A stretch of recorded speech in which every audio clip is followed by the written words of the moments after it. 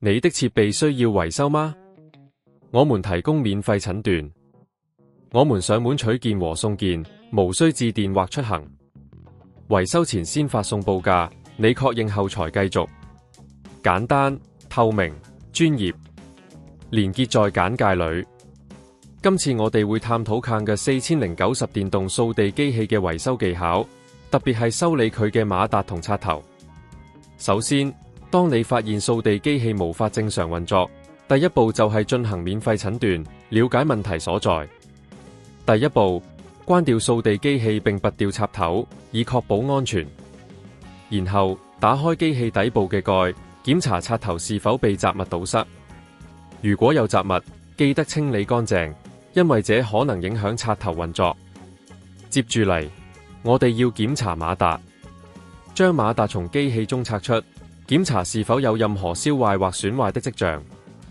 如果發現問題，可以考慮上門取件服務，讓專業技術人員幫你進行更深入嘅檢查。如果馬達需要更換，建議先索取維修前報價，以便了解所需成本。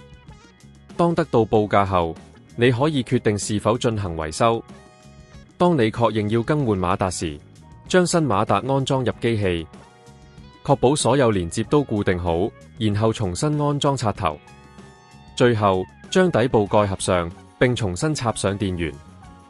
維修完成後，建議進行一次全面測試，確保掃地機器運作正常。若果依然有問題，可以隨時聯絡我哋進行專業維修服務。記住，我哋提供上門取件送件服務，方便你嘅維修需求。你的設備需要維修嗎？我們提供免費診斷，我們上門取件和送件，無需致電或出行。維修前先發送報價，你確認後才繼續。簡單、透明、專業，連結在簡介裏。